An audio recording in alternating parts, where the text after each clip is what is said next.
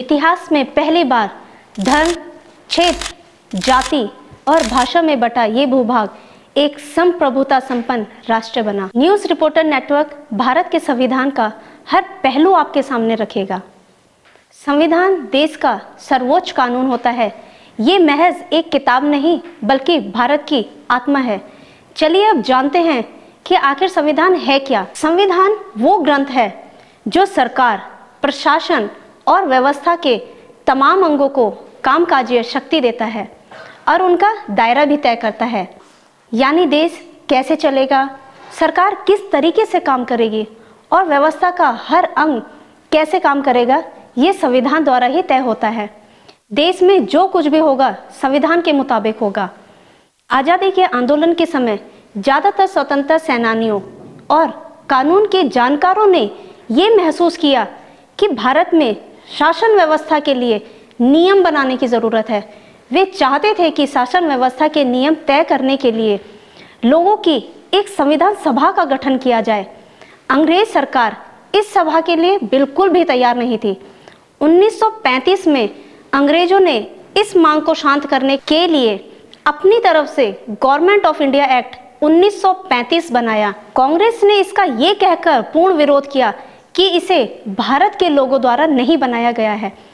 आखिरकार द्वितीय विश्व युद्ध के बाद जब भारत को आज़ादी की संभावना बढ़ने लगी, तब संविधान सभा का गठन किया गया। इस सभा में पहले 389 चुने हुए सदस्य थे, जो देश के विभाजन के बाद 296 हो गए। ये देश की अलग अलग असेंबली से चुनकर आए थे। 9 दिसंबर 1946 को संविधान सभा की पहली बैठक हुई। इस बैठक का मुस्लिम लीग द्वारा ये कहकर बहिष्कार कर दिया गया था कि मुसलमानों के लिए अलग देश का गठन किया जाए। संविधान सभा की लगभग 165 दिन बैठकें हुई। संविधान सभा के अध्यक्ष डॉक्टर राजेंद्र प्रसाद थे। संवैधानिक सलाहकार सर BN राव थे। BN राव ने अलग अलग 7 देशों के संविधान का अध्ययन किया। UK, आयरलैंड, कनाडा, अमेरिका जाकर वहां के वैज्ञानिकों से चर्चा की। डॉक्टर अंबेडकर समेत संविधान सभा के कई अन्य सदस्यों को भी दूसरे देशों की शासन व्यवस्था की बहुत अच्छी जानकारी थी। अक्टूबर 1947 को संविधान का पहला ड्राफ्ट तैयार किया गया। फिर यह ड्राफ्ट भीमराव अंबेडकर की अध्यक्षता वाली 7 सदस्य वाली कमेटी को सौंपा गया। भीमराव अंबेडकर की ओर से तैयार ड्राफ्ट पर विचार करने के बाद डॉक्टर अंबेडकर की ड्राफ्टिंग कमेटी ने 21 फरवरी 1948 को एक नया ड्राफ्ट पर लोगों से सुझाव भी मांगे गए। इस आधार पर कई बदलाव भी किए गए और फिर बदले हुए ड्राफ्ट को 4 नवंबर 1948 को संविधान सभा के समक्ष रखा गया। 26 नवंबर 1949 को संविधान सभा ने इसे यह कहकर स्वीकार कर लिया और इसे भारत के संविधान का दर्जा भी मिल गया। हमारा संविधान 13 किलो का है। हमारे संविधान के 22 भाग, 395 अनुच्छेद और 8 अनुसूचियां हैं, जिसमें अब बदलाव हो चुके हैं। इसके बाद 24 जनवरी 1950 को संविधान सभा की बैठक हुई। जन गण मन को राष्ट्रगान और वंदे मातरम को राष्ट्रगीत स्वीकार किया गया। 26 जनवरी 1950 को संविधान पूरी तरह से देश में लागू हो गया था। राष्ट्रपति को संवैधानिक प्रमुख और सेना का सर्वोच्च कमांडर बनाना अमेरिका से लिया गया है। संसदीय चुनाव, संसद में 2 सभाओं, लोकसभा और राज्यसभा की व्यवस्था हुई। केंद्र को ज़्यादा से ज़्यादा शक्तिशाली बनाने वाला संघीय ढांचा कनाडा से लिया गया है और संसद के लिए जवाबदेही मंत्रिमंडल का प्रावधान ब्रिटेन से लिया गया है। हमारे संविधान की सबसे बड़ी विशेषता है कि ये लिखित है।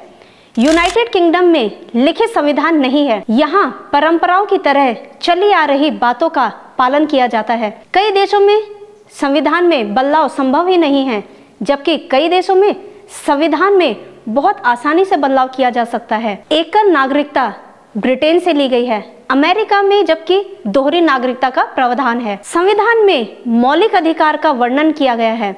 राज्य के नीति निर्देशक तत्वों को भी बताया गया है, जो आयरलैंड से लिए गए हैं। केंद्र सरकार हो या राज्य सरकार, संविधान द्वारा उन्हें निर्देश दिए गया है कि वे इसका पालन करें। भारत में एकल नागरिकता व्यवस्था है। वयस्क मतदान 18 साल या उससे अधिक आयु के नागरिक को मतदान के जरिए अपना प्रतिनिधित्व चुनने का अधिकार है और सबके मतदान का महत्व समान है। भारत में राष्ट्रीय व संसदीय दोनों प्रणाली लागू हैं। भारत में राष्ट्रपति संवैधानिक प्रमुख होते हैं, परंतु असल में देश का नेतृत्व संसद के निचले बहुमत का समर्थन पाने वाले प्रधानमंत्री करते हैं। अमेरिका में राष्ट्रपति के पास अपार शक्तियां हैं, वे किसी भी नागरिक को मंत्री बना सकते हैं, लेकिन भारत में सांसदों के बीच से ही मंत्री चुने जाते हैं और एक सांसद ही प्रधानमंत्री होता है। स्वतंत्र और स्वायत्त न्यायपालिका भारत के संविधान की सबसे प्रमुख विशेषता है।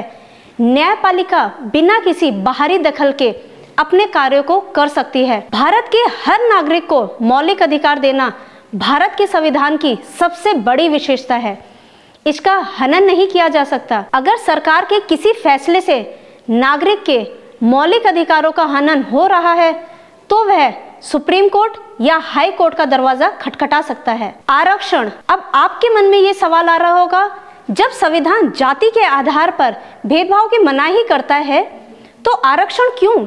यदि कोई वर्ग पहले से ही असमानताओं की स्थिति में है तो उसे दूसरों की बराबरी पर लाना ही तो सरकार का संवैधानिक दायित्व है। भारत को शासन व्यवस्था देने वाला, हर नागरिक को बुनियादी हक देने वाला संविधान भारत की आत्मा है और इस आत्मा का परिचय, उसकी परिभाषा है संविधान की प्रस्तावना। 26 नवंबर 1949 को संविधान बन गया था, यानी 1946 से 1949 तक का मतलब 2 साल 11 महीने 18 दिन। अब आप सोच रहे होंगे, यदि 26 नवंबर 1949 को संविधान बन गया था तो इसे लागू करने में 2 माह का समय क्यों लगा? कांग्रेस का सालाना अधिवेशन होता था।